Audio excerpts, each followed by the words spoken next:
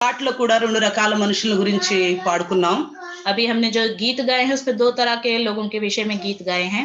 యేసుక్రీస్తునందు విశ్వసించని వారు నీకు నీవే రక్షించుకోమని అపహసించినారని, यीशु मसीह पर विश्वास ना करने वाले मजाक उड़ाते हैं कि तू खुद को बचा ले।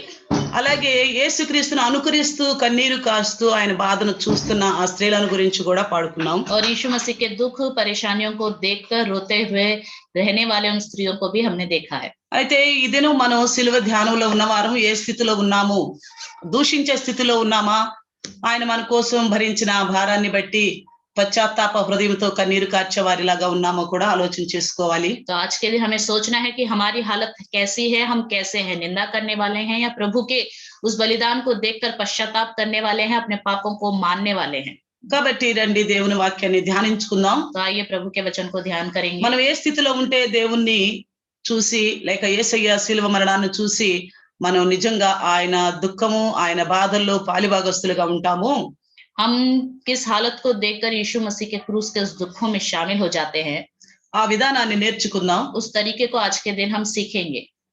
రండి आइए యోహాను సువార్త यूहन्ना सुसमाचार 12వ అధ్యాయం 24వ వచనం చూద్దాం. 12वां अध्याय 24वां वचन देखेंगे। గోధుమ గింజ భూమిలో పడి చావకుండిన ఎడల అది ఒంటిగానే ఉండును, అది చచ్చిన ఎడల విస్తారముగా ఫలించును. मैं तुमसे सच सच कहता हूं कि जब तक गेहूं का दाना भूमि में पड़कर मर नहीं जाता वह अकेला रहता है, परंतु जब मर जाता है तो बहुत फल लाता है। ఇది అందరికీ తెలిసిన వాస్తవమే. ये सच्चाई तो सबको पता है। ఏదైనా గింజను నాటినప్పుడు అది చనిపోతేనే గాని దానిలో ఉండి కొత్త జీవం అనేది రాదు. అదే మనం మొక్కగా చూస్తున్నాం. कोई भी बीज जब हम जमीन पे बो देते हैं, जब तक वो अंदर नहीं मर जाता तब तक वो अंकुर नहीं लाता, तब तक पौधा नहीं बनता करके हम అయితే सबको पता है। యేసుక్రీస్తు ప్రభుల వారు ఈ మాటను ఎందుకు చెప్తున్నారు? यीशु मसीह क्यों इस बात को बता रहा है? యేసుక్రీస్తుని పట్టుకుని సిలువేయాలని లేక చంపాలని అక్కడ శాస్త్రులు పరిసయ్యులు సద్దుకయ్యులు హేరోదీయుల గ్రూప్ ఆలోచన చేస్తున్నప్పుడు, यीशु मसीह को पकड़कर मारना है करके वहां के शास्त्री फिरिस्ती सद्दुकी लोग और हेरोदिस लोग जब सोच रहे थे, గ్రీసు దేశస్థులైన వారు యేసుక్రీస్తును అక్కడి నుండి తప్పించాలని కొనిపోవాలని యేసుక్రీస్తు దగ్గరకు వచ్చారు. तो यूनानी के लोग जो थे यीशु मसीह को वहां से बचाने के लिए, वहां से ले जाने के लिए आए थे। అప్పుడు యేసుక్రీస్తు ప్రభుల వారు ఈ విషయాన్ని చెప్తున్నాడు. उस समय यीशु मसीह प्रभु ये बात बता रहा है, నేను చనిపోవటానికే వచ్చాను అనే వాస్తవాన్ని ఇంకా స్పష్టీకరణ చేసి చెప్తున్నాడు. मैं मरने के लिए आया हूँ। इस सच्चाई को पूर्ण रूप से स्पष्ट करके बताता है, ఎందుకంటే నేను చనిపోనిదే విస్తారంగా ఫలింపు అనేది లేదు అని తెలియపరుస్తున్నాడు. यहाँ पे बताता है अगर मैं नहीं मरूंगा तो विस्तार रूप से फलवंत नहीं हो पाएगा। ఇప్పుడు యేసుక్రీస్తు ప్రభుల వారు ఒక్కరు మనందరి పాపాల కోసం శిలువ మీద చనిపోవటాన్ని బట్టి, यीशु मसीह प्रभु हम सबके पापों के लिए अकेला ही मर गया। అందును బట్టి మనం లోకమంతటిలో అందరి క్రీస్తులో ఫలించే అవకాశాన్ని దేవుడు అందరికీ అందుబాటులో ఉంచాడు. इसके द्वारा पूरी दुनिया के लोग प्रभु यीशु मसीह में उद्धार पा सके, ऐसा मौका सबको मिला है। అంటే మనందరూ ఫలించాలి దేవునిలో. हम सब प्रभु में फलवंत हो सके। మనం ఫలించే ఫలింపు ఏ విధంగా ఉండాలనేది కొన్ని వాక్యాల ద్వారా ఇది నేర్చుకుందాం. हम कैसे फलवंत हो सकते हैं वचन के द्वारा आज के दिन ఏదైనా सीखेंगे। మొక్క నాటితే అది ఫలిస్తుంది మనకు తెలుసు.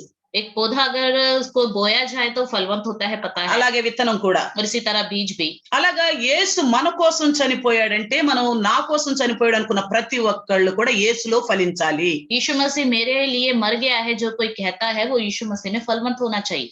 ఆ ఫలాల కోసం యేసుక్రీస్తు ప్రభుల వారు కూడా మరి దృష్టాంతాన్ని చెప్పాడు. వాస్తవంగా ఫలాలు లేని చెట్టును కూడా శపించాడు. उस विषय में यीशु मसीह ने दृष्टांत भी बताया और जिस पेड़ के अंदर फल नहीं उसको शाप भी दिया। తెలుసు కదా మనందరికీ. हम सबको पता है ना।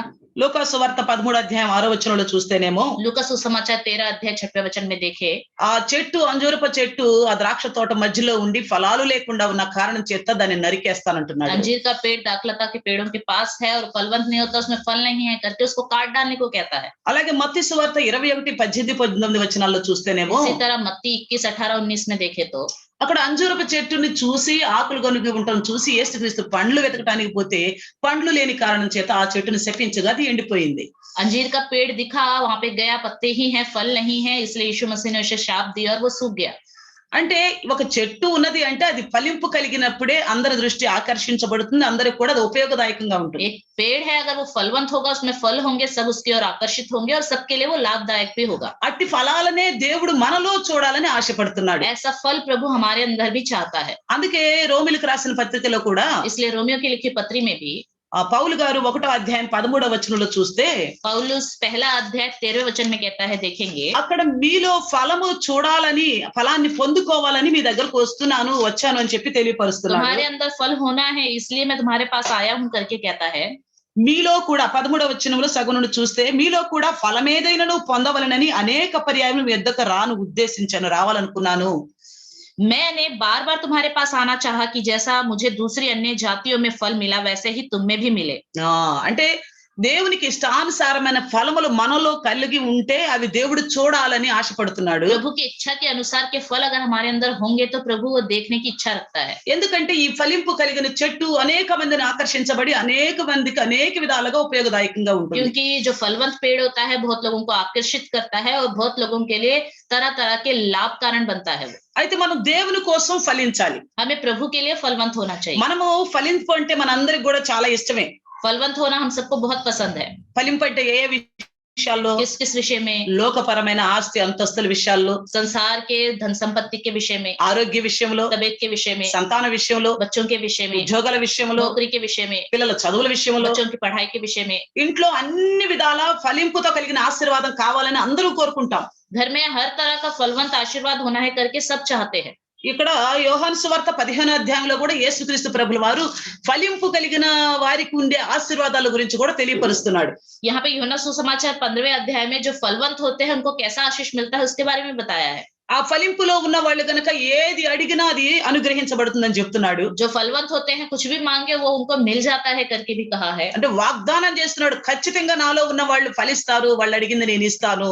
वादा करता है जो मुझ में फलवंत होता है और मैं उन्हें आशीष दूंगा, जो मांगेंगे उन्हें मैं दूंगा। అందుకనే మన అందరికీ కూడా ఇష్టమే. చాలా మంది కూడా ఈ లోకపరమైన ఫలింపు కోసం దేవుని దగ్గరకు వచ్చి మొరపెడుతూ ఉంటాం, ప్రార్థిస్తూ ఉంటాం, కన్నీరు గారుస్తూ ఉంటాం. इसलिए हम सब भी ऐसा चाहते हैं। इस विषय में हम आंसू बहा बहा के प्रार्थना भी करते रहते हैं। అయితే మనం ఇప్పుడు ఫలించాల్సింది ఈ శారీరక సంబంధమైన ఫలింపు విషయంలో అయితే మాత్రం మనకంటే దౌర్భాగ్యం లేరని పౌలు గారు కొరింథీ పత్రికలో స్పష్టంగా చెప్పాడు. यदि हम शारीरिक विषय में ही फलवंत होना चाहे तो हम जैसा दुर्भाग्य कोई भी नहीं है, इस विषय में पौलुस भी कहता है। ఎందుకంటే మనం శరీర సంబంధమైన విషయాన్ని బట్టి యేసుక్రీస్తును నమ్ముకోలేదు. क्योंकि हमने शारीरिक संबंध के विषय में यीशु मसीह पर भरोसा नहीं किया। మనం పరలోక సంబంధమైన విషయాల్లో యేసుక్రీస్తునందు విశ్వాసం ఉంచాం. स्वर्ग के संबंधित विषयों के ऊपर ही हमने यीशु मसीह पर भरोसा रखा है। అందుకని కేవలం ఈ లోకపరమైన వాటి విషయంలో ఫలింపు కావాలని అది దొరకని పక్షాన, అది అందని పక్షాన దేవుడు కాదని అనటానికి వీల్లేదు.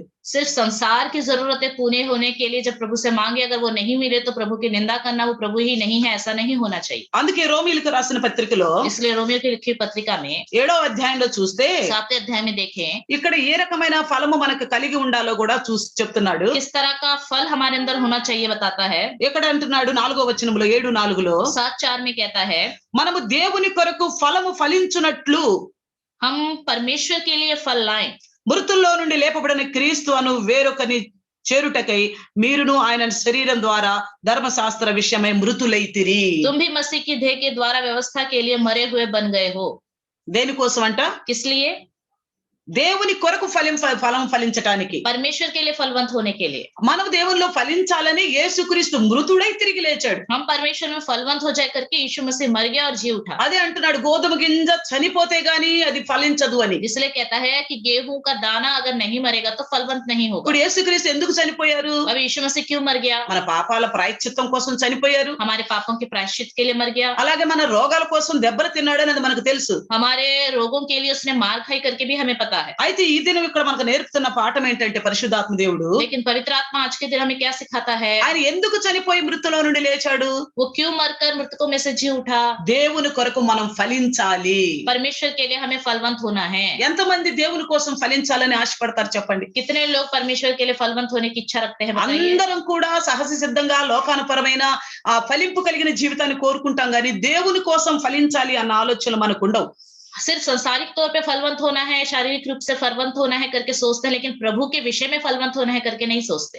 అయితే ప్రభు కోసం ఫలించే వాళ్ళు మొట్టమొదట ఫలించాల్సిన ఫలం ఏంటో తెలుసా? जो प्रभु के लिए फलवंत होना चाहते हैं तो सबसे पहला फलवंत होने का विषय क्या है पता है? మత్తయి సువార్త 3:8 అన్న ప్రకారం మారు మనసుకు తగిన ఫలం ఫలించాలి. मत्ती सुसमाचार 3:8 में जैसे कहा है, मन फिराव के योग्य फल लाओ। ఎప్పుడైతే మనం యేసుక్రీస్తు యొక్క శిలువ ధ్యానాన్ని స్మరణకు తెచ్చుకుంటున్నామో, जब यीशु मसीह के क्रूस के ध्यान को हम याद करते हैं, ఆయన మృతుడై తిరిగి లేచింది నేను దేవుని కోసం ఫలించడానికి అన్న విషయాన్ని ఎప్పుడు మర్చిపోకూడదు. वो मरकर जी उठा है, सिर्फ हम प्रभु में फलवंत हो सके इस विषय को कभी नहीं भूलना ఈ चाहिए। పాటలు అనుకున్నట్లుగా ఒకళ్ళు దూషించే వాళ్ళు ఉన్నారు, ఇంకొకళ్ళేమో ఆయన గురించి కన్నీరు కార్చేవారు ఉన్నారు. हमने गीत गाया, उसमें एक तो प्रभु की निंदा करने वाले हैं, एक प्रभु के लिए आंसू बहाने वाले लोग। అయితే ఇదే శిలువ ధ్యానంలో ఉన్న మనం ఆయన కోసం ఫలించే వారిగా ఉండాలనేది దేవుని ఉద్దేశం. आज के दिन क्रूस के ध्यान में हम हैं तो हम उसके लिए फलवंत हो सके, ऐसा प्रभु का उद्देश्य అయితే है। ఈ మొట్టమొదటిగా మనకు ఉండాల్సిన ఫలం ఏమట? सबसे पहला फल हमारे अंदर क्या होना మనందరికీ चाहिए? తెలుసు, మారు మనసుకు తగిన ఫలం हम ఫలించాలి. सबको पता है, मन फिराव के योग्य फल लाओ। మారు మనసు అనేది అన్ని పరిస్థితుల్లో కలిగి ఉండాల్సిన ఫలం. मन फिराव जो है हर हालत में होना चाहिए। చాలా మంది పరిస్థితులు విషమించగానే ఆ మారు మనసు యొక్క లక్షణాలను మర్చిపోయి మొదటి మనిషి ఎలా ఉన్నాడో అలా ప్రవర్తిస్తూ ఉంటారు. बहुत से लोग जो चाहते उन्हें नहीं मिलता तो मन फिराव को छोड़कर पहले जैसे जीते थे वैसे ही जीने लगते हैं। ఏదైనా సమస్యలు వచ్చినప్పుడు, कोई परेशानियां आ जाए, వాళ్ళు అనుకున్నది జరగనప్పుడు, जैसा वो चाहते हैं वैसा లేక नहीं हो నిందలు पाता, ఇరుకులు ఇబ్బందులు కలిగినప్పుడు, जब निंदाएं परेशानियां होती रहती हैं, ఆ టైంలో మనిషి మారు మనసు అనేదాన్ని మర్చిపోయి వికృతంగా ప్రవర్తిస్తూ ఉంటాడు. उस समय इंसान मैंने मन फिराया था इस बात को भूलकर बहुत ही वैश्य के रूप में काम करने लगता है। అందుకే इसलिए కీర్తనల గ్రంథంలో 1వ అధ్యాయం 3వ వచనంలో మనకు తెలుసు, भजन संहिता 1 अध्याय 3 वचन में हम सबको पता है, అక్కడ ఒక చెట్టు గురించి, वहां पे एक पेड़ के बारे में, అక్కడ అది ఒక నది ఒడ్డున నాటబడిన నీటి కాలువలో ఎవరైనా నాటబడింది కాబట్టి మంచిగా ఫలమిస్తుందని చెప్తాడు. नदी के किनारे वो लगाया गया है इसलिए अच्छे से फलवंत होता है करके वहां लिखा हुआ है। అలాగే ఇర్మియా గ్రంథంలో కూడా 17వ అధ్యాయంలో చూస్తే इसी तरह यिर्मयाह की पुस्तक 17वें अध्याय में देखे 7-8 వచనాల్లో మనం చూసామనుకోండి, 7 और 8वें वचन में अगर हम देखें तो అక్కడ మంచి విషయం ఒకటి రాయబడి ఉంది. वहां पे अच्छा विषय एक लिखा हुआ है, యెహోవాను నమ్ముకున్న వాడు ధన్యుడు, యెహోవానికి ఆశ్రయమగుండును,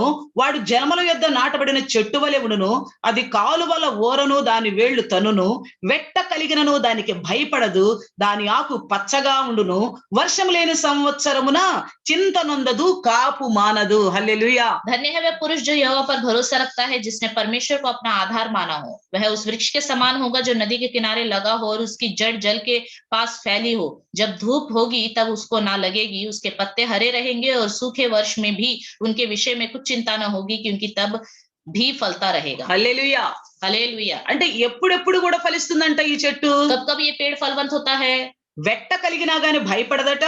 अगर जड़ पास में फैली हो तो भी नहीं डरेगा, నై, వెట్ట కలిగినంటే వేడి. अगर धूप भी हो तो भी नहीं वो डरेगा।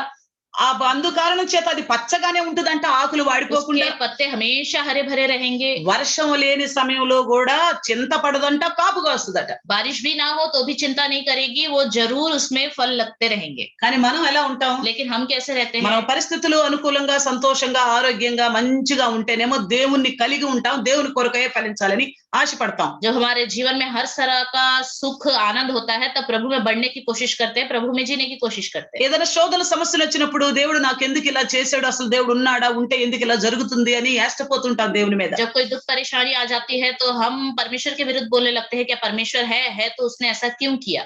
అలా దేవుడు నా పక్షాన చేయలేదు కాబట్టి నేను వదిలేసిన చెడ్డ కార్యాలను మళ్ళీ చేస్తానని తలదూరుతాడు అన్ని విషయాలు లేక.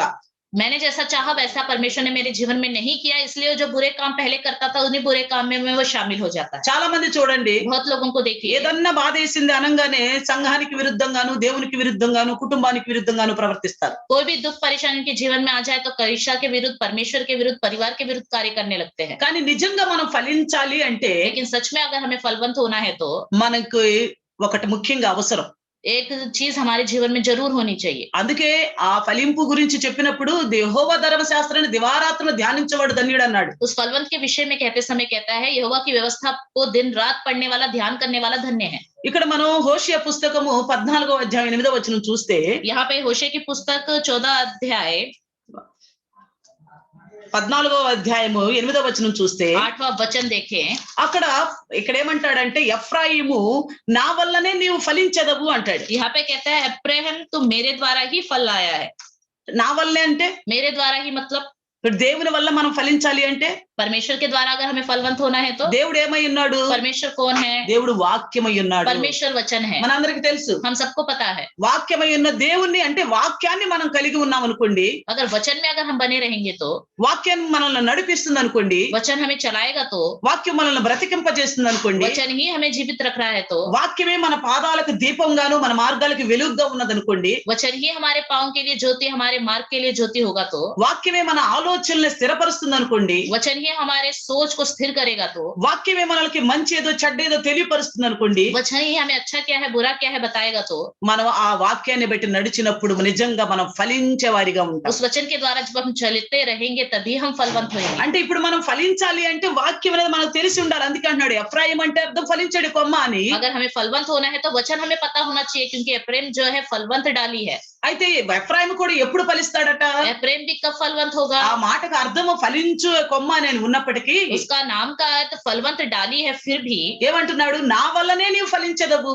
क्या कहता है यहाँ पर? तू मेरे द्वारा ही फलवंत होता है। కాబట్టి వాక్యము మనకి బాగా తెలిసి ఉండాలి, వాక్యాన్ని మనం బాగా చదవాలి. हमें वचन बहुत अच्छे से पता होना चाहिए, वचन को भी अच्छे से पढ़ते रहना चाहिए। అలాగే చదివినది విన్నది గైకొనే వారిగా ఉండాలి. इसी तरह जो हम पढ़ते हैं सुनते हैं उसका पालन भी हमें करना चाहिए। చూడండి, ఈ లోకములో అనేక రకాల మతాలు కులాలు ధర్మాలు ఉన్నా గాని इस संसार में बहुत से धर्म जाति है, సర్వ సృష్టికి వెళ్ళి ప్రకటించు అంటే సువార్త ప్రకటించు అనే విషయం కేవలం క్రైస్తవ్యానికే చెందిందిగా ఎందుకుందో తెలుసా? सारे जगत में जाकर सुसमाचार बताओ करके सिर्फ क्रिश्चियन लोगों के इस बाइबल में ही क्यों लिखा है पता है? అలాగే ప్రతి దినము కూడుకోవటం మానుకోకుండా కూడుకోండి, మరి ఎక్కువగా కూడుకోండి అని మనకి ఎందుకు చెప్పబడుతుందో తెలుసా? हर दिन इकट्ठा हुआ करो, इकट्ठा होना मत छोड़ो करके हमारे लिए ही क्यों लिखा हुआ है पता है? మనం ఈ వాక్యాన్ని వింటే ఆ వినుట ద్వారా విశ్వాసం కలుగుతుంది కాబట్టి మన వాక్య ప్రకారం జీవించగలుగుతాము. అందుకే ప్రతిదినం వాక్యం వినాలి. अगर वचन सुनेंगे तो वचन सुनने से विश्वास बढ़ेगा, और विश्वास बढ़ने से उसके अनुसार हम चल सकेंगे, इसलिए रोज वचन सुनने के लिए कहा जाता है। అయితే వినే వాళ్ళలో కూడా ఒక నాకు మంచి లక్షణం ఉండాలి. మరి लेकिन सुनने वाले के अंदर भी एक अच्छा लक्षण होना चाहिए। యేసుక్రీస్తు ప్రభుల వారు విత్తనాల గురించిన ఉపమానం చెప్తున్నప్పుడు కొన్ని రకాల భూముల గురించి చెప్పాడు. यीशु मसीह ने बीज के बारे में जब दृष्टांत बताया तो कुछ भूमि के बारे में बताया। ఏమేమి నేల గురించి చెప్పాడు? कितने तरह की भूमि के बारे में बताया। త్రోవ పక్కబడ్డ విషయం గురించి చెప్తున్నాడు, త్రోవ పక్క నేల అని చెప్తున్నాడు, सड़क के किनारे भी गिरी, అలాగే రాతి నేల అని చెప్తున్నాడు, पथरीली जमीन पे, అలాగే ఇంకేమంటున్నాడు? మొండ్ల పొదల్లోని స్థలం గురించి చెప్తున్నాడు, और झाड़ियों के विषय में कहता है, అలాగే మంచి నేల గురించి చెప్తున్నాడు. और अच्छी जमीन के बारे में भी कहता है। అంటే ఆ వాక్యాన్ని స్వీకరించి అనుకరించి గైకోనే జీవితం కలిగి ఉండాలి. మనం उस वचन को स्वीकार करके उसका पालन करने वाला जीवन हमारे अंदर होना चाहिए। వాళ్ళే దేవుని కొరకు ఫలిస్తారు. वो लोग ही परमेश्वर के लिए फलवंत होंगे। అట్టి వారిలోనే పరిశుద్ధాత్మ దేవుడు పౌలు చెప్పిన రీతిగా పరిశుద్ధాత్మ దేవుడు ఆ ఫలాలు కావాలని చూస్తూ ఉంటాడు. जैसे पौलुस कहता है वैसा ही उनके लिए ही पवित्र आत्मा परमेश्वर इंतजार करता रहता है, అలాంటి ఫలముల కోసం. ऐसे फलों के लिए। అయితే ఆ శక్తి మనకి ఎక్కడి నుండి వస్తుంది? ऐसी शक्ति हमें कहाँ से मिलेगी? అది సువార్తకు ఉన్న శక్తి, మనలోని శక్తి वो కాదు. हमारे अंदर की शक्ति नहीं है, सुसमाचार के अंदर की शक्ति है। సువార్తకే ఒక శక్తి ఉన్నది, ఎంతటి వాడినైనా మార్చగలిగిన శక్తి. सुसमाचार के अंदर ही शक्ति है, किस तरह के इंसान को भी बदल सकती है। అయితే వినేటప్పుడు వినయ మనసుతోనూ అంగీకారం కలిగిన మనసుతో ఉంటే గనుక ఖచ్చితంగా ఆ సువార్త మనల్ని మారుస్తుంది. सुनते समय सुनने वाला मन रखना चाहिए, उसको स्वीकार करने वाला मन रखना चाहिए, तभी ये सब मन फिरा हमारे जीवन में आ सकेगा। ఎందుకంటే సువార్త నిర్జీవమైంది కాదు. क्योंकि सुसमाचार निर्जीव नहीं है। మనం దేనికైతే సాక్షిగా ఉన్నామో అది సువార్త నిర్జీవమైంది కాదు. हम जिसके गवाह हैं वो सुसमाचार निर्जीव नहीं है। కొలస్సీయులకు రాసిన పత్రిక 1:6 అంటాడు, कुलस्सियों की लिखी पत्री 1:6 में कहता है సువార్త ఫలిస్తుంది అంటున్నాడు. सुसमाचार फलवंत होता है। అంటే సువార్త ఫలించాలంటే सुसमाचार फलवंत होना है तो ఇందాక మనం రోమ పత్రిక 4:7-5 చదువుకున్నట్లుగా रोमियो की पत्री 7:4-5 में हमने जैसे पढ़ा था, ఆయన మృతుల్లో నుండి తిరిగి లేచాడు. वो मृतकों में से जी उठा। కాబట్టి మనము కూడా దేవుని కొరకు ఫలించాలంటే మనం కూడా చనిపోవాలి. हमें भी परमेश्वर के लिए फलवंत होना है तो हमें भी मर जाना है। అంటే ఇక మనలో నేను అనేది లేకుండా ఉన్నదనుకోండి, अगर मेरे अंदर मैं हूँ स्वभाव नहीं होगा तो నాకుండే స్వభావం నాకుంటది, मेरा जो स्वभाव मेरा है, మీకుండే స్వభావం మీకుంటది. आपका अपना स्वभाव है। అయితే వీటన్నిటిని మనం మనకున్న వ్యక్తిగతమైన స్వభావము నాది అంటే ఒక గుర్తింపు కలిగిన స్వభావాన్ని మనం విడిచిపెట్టేయాలి. मेरा जो व्यक्तिगत स्वभाव है, जो स्वभाव के द्वारा मेरी पहचान होती है, उन सब चीजों को हमें छोड़ देना चाहिए। అన్ని బాగున్నాయి కానీ ఫలానా సహోదరులు ఇది ఉంది, ఫలానా సహోదరులు ఇది ఉంది, ఇది నచ్చలేదు, ఇది బాగలేదు అంటారే, ఆ బాలేదన్నది మనం వదులుకోవాలి. सब कुछ तो अच्छा है, लेकिन इस भाई में, इस बहन में एक चीज की कमी है, जिस विषय में कमी करके बता रहे हैं, वो भी नहीं होना चाहिए हमारे अंदर। అప్పుడు సువార్త మనలో ప్రవేశిస్తుంది. ఆ సువార్త వల్ల మనం ఫలిస్తాము. तब सुसमाचार हमारे अंदर प्रवेश करेगा, उस सुसमाचार के द्वारा ही हम फलवंत हो पाएंगे। సువార్త అంటే దేవుని వాక్యమే కదా. सुसमाचार मतलब परमेश्वर का वचन ही है ना। యేసు యెహోవా దేవుడు కూడా యెషయా గ్రంథంలో చెప్తున్నాడు సువార్తకున్న శక్తిని గురించి, వాక్యానికి ఉన్న శక్తిని గురించి. यहोवा भी बाइबल में बताता है सुसमाचार और वचन के अंदर की शक्ति के बारे में। అలాగే హెబ్రీయులకు రాసిన పత్రికలో కూడా 6వ అధ్యాయం 7-8 వచనాలు చూస్తే కూడా इब्रानियों 6, 7, 8 वचन में भी देखे तो వర్షం వచ్చేసి భూమిని తడుపుతుందట. बारिश आकर जमीन को गीली करती है। అప్పుడు ఎవరైతే వ్యవసాయాన్ని చేస్తున్నారో ఆ వ్యవసాయం చేసిన వానికి, విత్తిన వానికి అనుకూలమైన ఫలం ఫలిస్తుందంట విత్తనం. और जो खेती का काम करता है वो बीज उसके अनुकूल फल लेके आता है। ఎందుకు? क्यों? వర్షం వచ్చి తడిపింది కాబట్టి. क्योंकि उस जमीन को बारिश ने गीला कर అంటే दिया। వాక్యం విన్నప్పుడు నీ హృదయంలో ఉన్న పాపం అనేది కరిగిపోవాలి, కడిగివేయబడాలి, తీసివేయబడాలి. అప్పుడు నీలో ఫలింపు కలుగుతుంది. जब आप वचन सुनते हो तो वो वचन जो है आपके अंदर के पाप को पूरी तरह धो डालना चाहिए, तभी आपके अंदर ये वचन काम करेगा।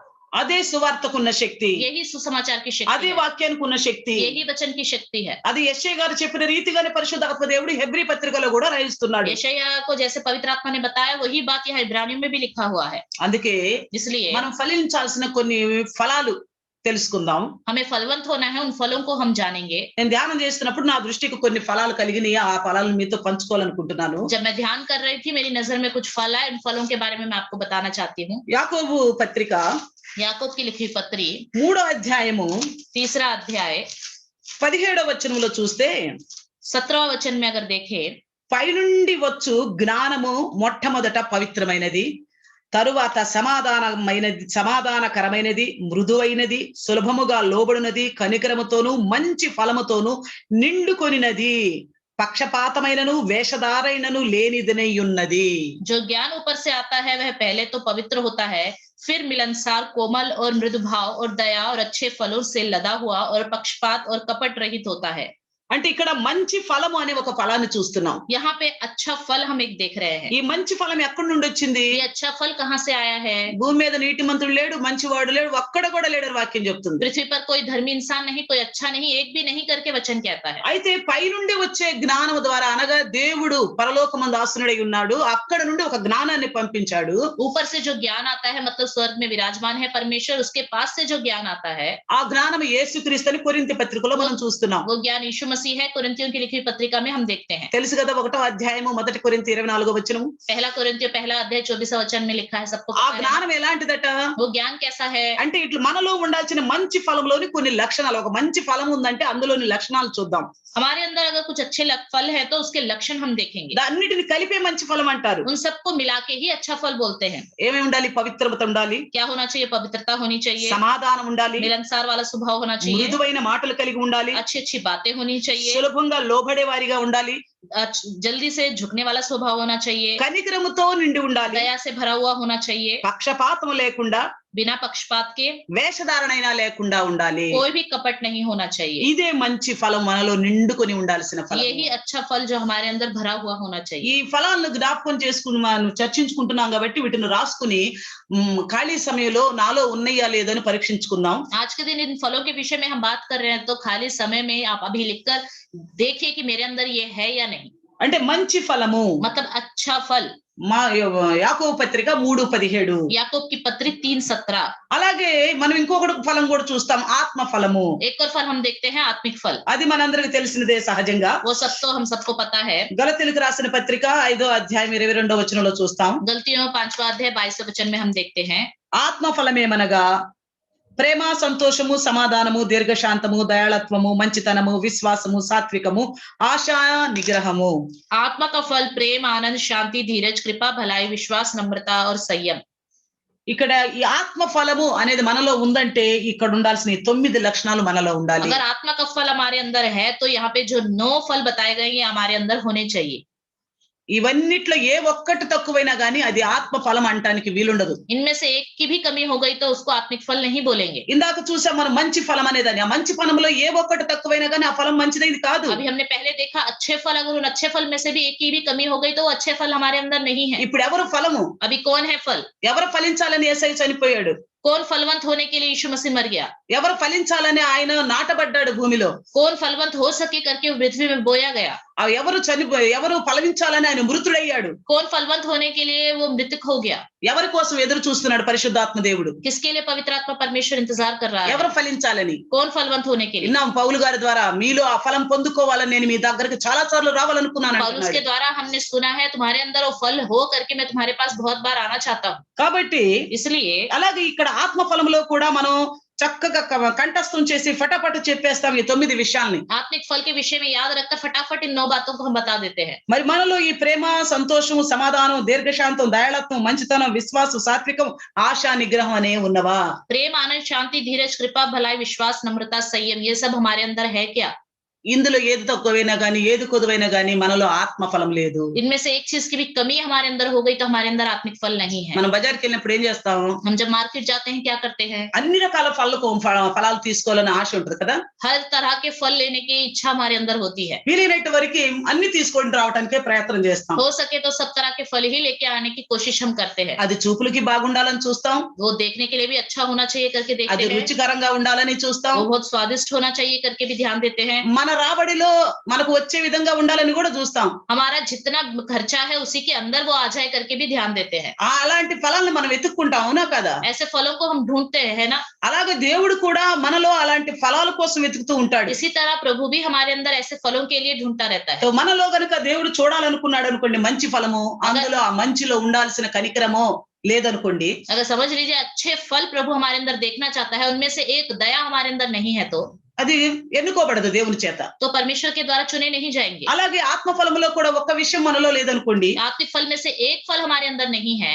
పోయినసారి మనం విన్నాం ప్రేమ గురించి. पिछली बार हमने प्रेम के बारे में सुना था. అలాగా ఆ ప్రేమ అనేది మనలో లేదనుకోండి, अगर वो प्यार ही हमारे अंदर नहीं है तो దేవుని దృష్టికి మనం సరైన ఫలింపు కలిగిన వారం కాదు. प्रभु की नजर में हम सही रीति से फलवंत नहीं हुए हैं. అలాగే మనం ఇంకొక ఫలాన్ని చూద్దాం. इसी तरह एक और फल को हम देखेंगे. ఎన్ని మనం ఫలించాలి? इसमें हमें फलवंत होना चाहिए. ఏదో ఇంట్లో తీసుకొచ్చి పెట్టుకుంటే ఆ పండ్లతో ప్రయోజనం ఉందా? घर में अगर फल लाके रख देंगे तो उन फलों से कोई फायदा है? ఏమవుతాయి కొన్ని రోజుల తర్వాత? कुछ दिन के बाद क्या होगा? उन फलों का ఎండిపోతాయి, सूख जाएंगे, పాడైపోతాయి. खराब हो जाएंगे. కానీ लेकिन మనలో ఫలించటం అంటే మన హృదయంలో ఉన్నదాన్ని బయటికి వ్యక్తం చేయాలి, మన ప్రవర్తన ద్వారా చూపించాలి. फलवंत होना मतलब जो हमारे हृदय में है अपने स्वभाव के द्वारा हमें बाहर प्रकट करना चाहिए. అప్పుడే ఆ ఫలింపుకు ప్రయోజనం. तभी उस फलवंत होने का कोई प्रयोजन है. ఇప్పుడు మంచి పండు మనకు ఆకర్షిస్తేనే కదా ఆ పండుని మనం కొనుక్కోగలిగాం. एक फल हमें आकर्षित कर रहा है, सुंदर है, तभी तो हम उसको खरीद रहे हैं. అలాగే మనం మంచి లక్షణాలని ఈ ఫలాలు కలిగి ఉంటే కదా దేవుడు మనల్ని స్వీకరించేది. अच्छे लक्षणों के द्वारा वो फल हमारे अंदर दिखाई देंगे तो तभी प्रभु हमें स्वीकार करेगा. అందుకే ఈ విశ్వాసి అనే చెట్టుకి కావలసిన కొన్ని ఫలాల గురించే మనం చూస్తున్నాం. विश्वासी के पेड़ के लिए जो फल होने चाहिए उसके बारे में हम देख रहे हैं. అలాగే ఎఫెసీయులకు రాసిన పత్రిక इसी तरह इफिसियों की लिखी पत्री 5వ అధ్యాయము 5वां अध्याय 9వ వచనంలో చూస్తే 9वें वचन में देखें, ఇక్కడ వెలుగు ఫలము సమస్త విధములైన మంచితనము, నీతి, సత్యమను వాటిలో కనబడుచున్నది. ज्योति का फल सब प्रकार की भलाई और धार्मिकता और सत्य है. ఏంటట? क्या है? వెలుగు అనే ఫలం. ज्योति का फल. వెలుగు అనేది లైట్లు అయ్యి అన్ని చూసాము.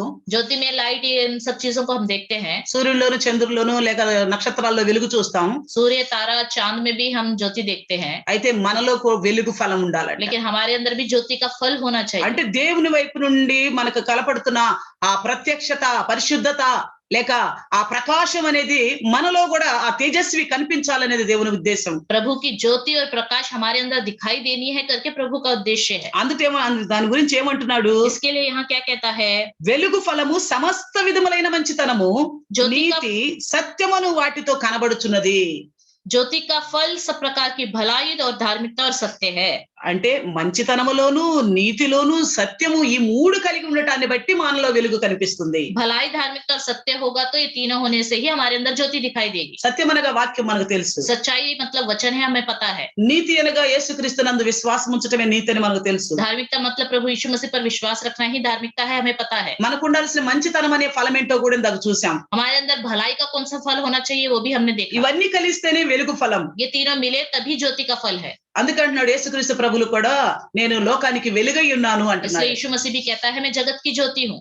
ఇంకా ఏమంటున్నాడు? మనల్ని కూడా ఆ వెలుగులోకి పిలిచాను అని చెప్పి పత్రికల और ద్వారా हमारे लिए తెలియపరుస్తున్నాడు. भी कहता है पत्रिकाओं में लिख के मैंने तुम्हें उस ज्योति में आने को कहा है. ఎలాగా? किस तरह? చీకటిలో మరణాంధకారంలో ఉన్న మనల్ని వెలుగులోనికి పిలిచాడట. अंधकार में, जो मृत्यु के अंधकार में रहते थे हम लोगों को ज्योति में उसने बुलाया. కాబట్టి ఆ వెలుగు ఫలం కలిగి ఉండాలి. इस ज्योति का फल हमारे अंदर होना चाहिए। అలాగే ఇంకొక నాలుగో ఫలం చూద్దాం. इसी तरह एक और चौथा फल देखेंगे। ఫిలిప్పీయులకు రాసిన పత్రిక 1వ అధ్యాయము फिलिपियों की लिखी पत्री पहला अध्याय 11వ వచనంలో చూస్తే 11वें वचन में देखें, ఇక్కడ తెలుగులో 9, 11 కలిసి ఉంది కాబట్టి కింద 3వ లైన్ లో నుండి చూస్తే యేసుక్రీస్తు వలననైన నీతి ఫలములతో నిండుకొనిన వారై క్రీస్తు దినమునకు నిష్కపటులను నిర్దోషులను కావాలని ప్రార్థించుచున్నాను. उस धार्मिकता के फल से जो यीशु मसीह के द्वारा होते हैं भरपूर होते जाओ, जिससे परमेश्वर की महिमा और स्तुति हो।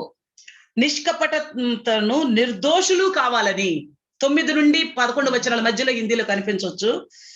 यहाँ पे निष्कपट और निर्दोष होना है करके यहाँ लिखा हुआ है। కాబట్టి ఇక్కడ మనకు యేసుక్రీస్తు వలననైన నీతి కావాలి మనకి. यीशु मसीह के द्वारा मिलने वाली धार्मिकता हमारे अंदर होनी चाहिए। అలా యేసుక్రీస్తు ఒక నీతి ఫలముతో మనం నిండుకొని ఉంటే यीशु मसीह के धार्मिकता के फल से अगर हम भरे हुए तो ఎందుకు ఆ విశ్వాసానికి కర్త దాన్ని కొనసాగించే ఆ క్రీస్తు వైపే చూడాలని పత్రికల ద్వారా వింటున్నాం. जो विश्वासी का करता है उस मसीह की ओर ही हमें देखना है करके वचन कहता है। కాబట్టి మనకి ఈ నీతి ఫలం అనేది యేసుక్రీస్తుని మనం చూసినప్పుడే మనం పొందుకోగలుగుతాం. उस धार्मिकता का फल जब हम यीशु मसीह को देख पाएंगे तभी हम पा पाएंगे। అయితే ఏమంటున్నాడు, క్రీస్తు దినం వరకు ఈ పొందుకున్న ఈ ఫలాన్ని, నీతి అనే ఈ ఫలాన్ని క్రీస్తు దినం వరకు కాపాడుకోవాలట. मसीह के दिन तक इस फल को बचाए रखना चाहिए हमें। మామూలు ఫలాలైతే ఎండిపోతాయి, మనం చెప్పుకున్నాం. बाकी फल तो सूख जाते हैं, हमने अभी सुना। ఎలా కాపాడుకోవాలంటున్నాడు, कैसे बचा के रखना है? నిష్కపటులుగా ఉండాలి, నిర్దోషులుగా ఉంటేనే కాపాడుకోగలుగుతాం. निष्कपट और निर्दोष रहेंगे तभी हम बचा के रख सकते हैं। దేవుడు మనల్ని నిత్యం చూస్తున్న దేవుడు అని మనందరికీ తెలుసు. नित्य हमें देखते रहने वाला परमेश्वर है करके हम सबको पता है। మనం నుంచోటం, లేవటం, నడవటం, కూర్చోటం, మాట్లాడుకోవటం, ఆలోచించడం అన్ని ఆయనకి తెలుసు. हमारा उठना बैठना सोना चलना सब उसको पता है। దేని కూడా మనం దాచిపెట్టలేం దేవుని ఎదుట. किसी भी विषय को प्रभु के सामने हम छुपा नहीं सकते। మనుషుల ఎదుట మనం చాలా చాకచక్యంగా దాచిపెట్టొచ్చు. इंसानों के सामने तो बड़ी चालाकी से सब छुपा सकते हैं। అందుకే చెప్తున్నాడు, इसलिए कहता है మీరు క్రీస్తు వలననైన నీతి ఫలముతో నిండుకొని ఉండాలి. मसीह के द्वारा जो धार्मिकता फल है उससे हमें पूरी तरह भरा रहना चाहिए। కానీ చాలా సార్లు పరిస్థితులను బట్టి మనం పొందుకున్న ఫలాలను పోగొట్టుకునే ప్రయత్నాలు చేస్తుంటాం. कई बार परिस्थितियों की वजह से जो फल हमने पा लिया है उसको हम खो देते हैं। అందుకే అంటున్నాడు, క్రీస్తు దినం వరకు అంటే ఆ రాకడ దినం వరకు కూడా నిర్దోషులుగా ఉండాలి. ఎన్ని శ్రమలు, ఇబ్బందులు, సమస్యలు వచ్చినా కానీ నిర్దోషులుగా, నిష్కపటులుగా ఉండాలి. मसीह के दिन तक हमें निर्दोष और निष्कपट रहना चाहिए जब तक यीशु मसीह बादलों पे नहीं आता। కాబట్టి इसलिए ఇంకొక ఫలాన్ని చూస్తే एक और फल को हम देखें। ఐదో ఫలము 5वां फल హెబ్రీయులకు రాసిన పత్రిక इब्रानियों की लिखी पत्री 12వ అధ్యాయము 12वां अध्याय 7వ వచనంలో చూస్తున్నాం. 7वें वचन में हम देखते हैं, శిక్షా ఫలము పొందుటకై మీరు సహించుచున్నారు, దేవుని కుమారులుగా మిమ్మల్ని చూచుచున్నాడు. దేవుడు కుమారులుగా మిమ్మల్ని చూచుచున్నాడు, తండ్రి శిక్షింపని కుమారుడు ఎవడు? तुम दुख को ताड़ना समझकर सह लो, परमेश्वर तुम्हें पुत्र जानकर तुम्हारे साथ बर्ताव करता है। वह कौन सा पुत्र है जिसकी ताड़ना पिता नहीं करता? ఇక్కడ ఒక శిక్షా ఫలం గురించి రాయబడి ఉంది. यहाँ पे एक ताड़ना के फल के बारे में लिखा हुआ है। అంటే అన్ని పరిస్థితుల్లో కూడా మనం ఫలించని వారిగా ఉంటే, हर हालतों में अगर हम फलवंत नहीं होंगे तो ఎప్పుడు దేవుడు మన ఎడల ఫలాలు కావాలని ఆశపడుతున్నాడో ఆ స్థితిలో మనం ఫలాలు కలిగిన వారిగా కనపడకపోతే, प्रभु जिस समय हमारे अंदर आशा चाहता है उस समय हमारे अंदर फल ही ना हो, అప్పుడు ఆయన ఒక శిక్షా ఫలం అనుగ్రహిస్తాడట మనకి. तब वो हमारे अंदर एक ताड़ना का फल देगा। ఏం ఫలం అది? कौन सा फल? ఇప్పుడు దాకా తెప్పుకున్న ఫలాలు బాగున్నాయి, ఎట్లాగా యాపిల్ లాగానో లేకపోతే ఇంకా గ్రేప్స్ లాగానో ఇంకా మంచి మంచి ఫ్రూట్స్ లాగా టేస్ట్ కరంగా బాగున్నాయి. अभी तक जितने फलों के बारे में सुना है वो अंगूर या सेब, ये बहुत ही स्वादिष्ट फलों की तरह लगा वो सारे फल। కానీ ఈ ఫలం ఏదో కొంచెం ఇబ్బందిగాను అనిపిస్తుంది. ఏమంటది? శిక్షా ఫలము. लेकिन यहाँ पे जो ये फल है ये बहुत ही परेशान कर रहा है, वो है दुख को ताड़ना वाला फल। అంటే ఎప్పుడు మనం తప్పిపోతామో, ప్రతి సమయంలో ఫలించని వారిగా ఉంటే మనకు శిక్షా ఫలం దొరుకుతుంది. हर समय अगर फलवंत होने वाले ना बने तो हमारे लिए ताड़ना वाला फल होगा। అయితే ఏమంటున్నాడు అప్పుడు కూడా తెలుసా? उस समय भी वो क्या कहता है? మనం శిక్షా ఫలం పొందుతున్నప్పుడు కూడా जब हम ये ताड़ना का फल लेते हैं उस समय भी దేవుని కుమారులుగానే మనల్ని చూస్తున్నాడంట. దేవుడికి స్తోత్రం. परमेश्वर अपने पुत्र के समान ही हमें देख रहा है। प्रभु की स्तुति हो। ఎందుకు? क्यों? తండ్రి శిక్షించని కుమారుడు ఎవడు? कौन सा पिता है जो अपने पुत्र को ताड़ना नहीं देता? ఎవరైనా తల్లిదండ్రులు తన బిడ్డల్ని శిక్షించకుండా ఉంటారా? कोई माता पिता हैं जो अपने बच्चों को नहीं मारते होंगे?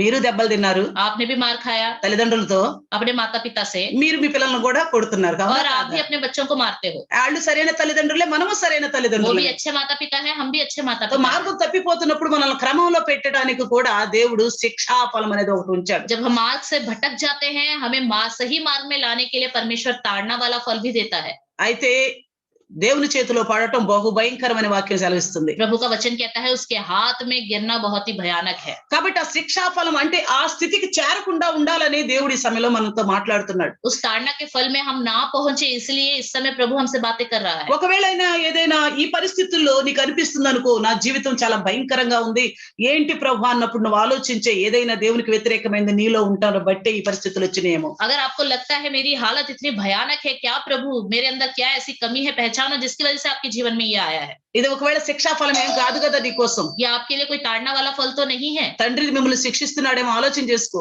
पिता शायद आपको ताड़ना दे रहा होगा, एक बार सोचो. అయితే నిన్ను విడిచిపెట్టి కాదు, నిన్ను ప్రేమించి ఇంకా మిమ్మల్ని తన కుమారులు కుమార్తెలుగా చూస్తూనే శిక్షిస్తున్నాడు. छोड़ने के उद्देश्य से नहीं, और भी अपना पुत्र पुत्री समझकर आपसे प्रेम करके ही प्रभु ये फल दे रहा है. కాబట్టి శిక్షా ఫలం అనేది ఒకటి ఉన్నది. ఆ ఫలానికి గురి కాకుండా ఉండాలి అంటే ఇప్పుడే దేవుని సన్నిధిలో మనం పశ్చాత్తాపడే వారిగా ఉండాలి. एक ताड़ना वाला फल होना चाहिए.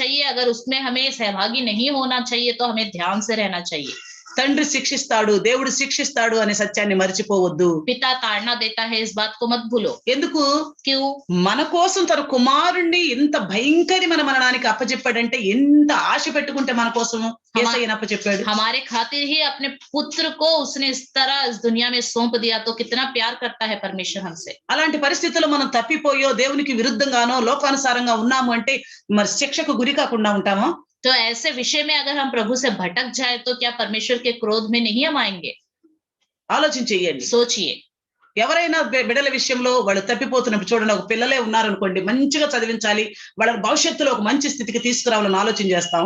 हमारे बच्चे हैं तो बच्चों को अच्छे से पढ़ाना है, भविष्य में पढ़ाई के द्वारा वो अच्छी नौकरी हासिल करे करके अगर हम सोचते हैं तो మనకున్న పొలాలు అమ్మేస్తాం, స్థలాలు అమ్మేస్తాం, ఒక పూట తినకుండా వాళ్ళని మంచి స్థితిలో చూడాలని ఎంతో ఖర్చు పెడతాం. వాళ్ళ చదువు अपने విషయంలో. खेती हुई खेत को बेच देते हैं, हमारा जितना संपत्ति है उसको भेज देते हैं, सब बेचकर उनको बहुत ही ऊंची हालत में हमें देखना है करके उन्हें पढ़ाते हैं. కానీ మనం అనుకుంటున్న వాళ్ళు మంచిగా చదువుతున్నారని, కానీ చివరికి వాళ్ళు ఈ లోకానుసారంగా భయంకరమైన చెడ్డ అలవాట్లో ఉండిపోయి జీవితాన్ని నాశనం చేసుకున్నారని తెలిసింది అనుకోండి. हम तो सोच रहे हैं अच्छे से पढ़ रहे हैं, लेकिन बाद में हमें पता चलता है बुरी बुरी आदतों से उन्होंने अपने जीवन को खराब कर दिया है. అప్పుడు ఆ తండ్రి పరిస్థితి ఎలా ఉంటది? तब उस पिता की हालत कैसे होगी? ఆయనని వాస్తవంగా కోపగించుకుంటాడా లేదా? वो उस पर क्रोधित होगा या नहीं होगा? నీ గురించి నా సమస్తాన్ని హెచ్చించానే, నువ్వు ఎందుకు ఇలా దౌర్భాగ్యుడు ఇలా తయారయ్యావు? तुम्हारे लिए ही मैंने सब कुछ बेच डाला, तुम्हारे लिए ही सब कुछ कुर्बान किया, क्यों तुम इस तरह तैयार हो गए करके बोलेंगे या नहीं? మన కోసమే తన కుమారుణ్ణి ఈ రీతిగా అప్పచెప్పినప్పుడు మనం ఆయన విషయంలో సరైన ఫలం ఫలించకపోతే మనల్ని కూడా ఆ దేవుడు ఈ విధంగా గద్దిస్తాడా లేదా ఆలోచన చేయండి. हमारे खातिर अपने इकलौते पुत्र को इस दुनिया में इस तरह उसने कुर्बान कर दिया, तो हमारे विषय में वह ऐसा ताड़ना देगा कि नहीं? అందుకే ఇక్కడ అంటున్నాడు ఈ 11వ వచనంలో, ఈ 12వ అధ్యాయం 11వ వచనంలో, इसलिए यहाँ 12वां अध्याय 11वें वचन में कहता है, ప్రస్తుత ముందు సమస్త శిక్షయు దుఃఖకరముగా కనబడునే గాని సంతోషకరంగా కనబడదు, అయినను దాని యందు అభ్యాసము కలిగిన వారికి అది నీతియను సమాధానకరమైన ఫలమిచ్చును. वर्तमान में हर प्रकार की ताड़ना आनंद की नहीं पर शोक ही की बात दिखाई पड़ती है, तो भी जो उसको सहते सहते पक्के हो गए हैं, बाद में उन्हें चैन के साथ धार्मिकता का प्रतिफल मिलता है. అంటే మనము చేసిన పొరపాటు జీవితాలను బట్టి దేవుడు మనకు నేర్పాలని ఏదైనా శిక్షా ఫలాన్ని మన జీవితంలో తీసుకొచ్చాడు అనుకోండి. कोई भी हमने गलती की है, उसके द्वारा कुछ सिखाने के लिए प्रभु अगर ताड़ना वाला फल हमारे जीवन में लेके आया तो దాన్ని బట్టి మీరు భయపడవద్దు, उससे आप डरो मत, దుఃఖపడవద్దు. दुखित मत हो.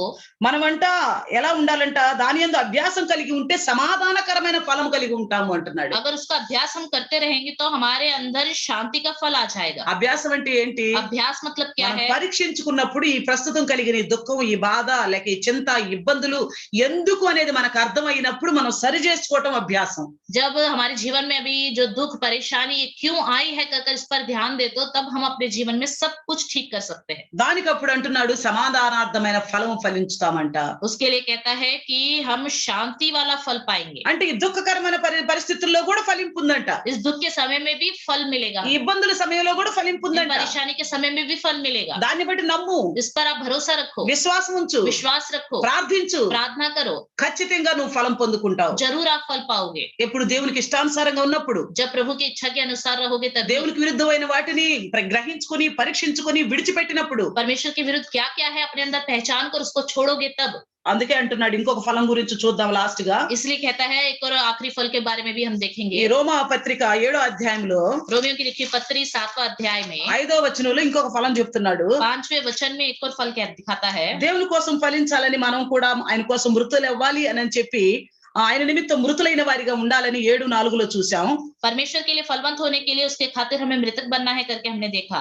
అయితే 5వ వచనంలో ఏమంటున్నాడు? लेकिन 5वें वचन में कहता है, ఏలయనగా మనము శరీర సంబంధులమై ఉండినప్పుడు మననార్థమైన ఫలములు ఫలించుటకై ధర్మశాస్త్రం వలనైన పాపేచ్ఛలు మన అవయములో కార్యసాధకులై ఉండెను. क्योंकि जब हम शारीरिक थे तो पापों की अभिलाषाओं जो व्यवस्था के द्वारा थी मृत्यु का फल उत्पन्न करने के लिए हमारे अंगों में काम करती थी। అంటే ఎందుకు ఇప్పుడు తండ్రి మనల్ని శిక్షాఫలంతో గద్దిస్తున్నాడు? क्यों हमें पिता भी इस ताड़ना के फल से डांटता है? ఒక సమయం మనం అనరార్థమైన ఫలం కలిగిన వారం. एक समय हमारा फल मृत्यु था।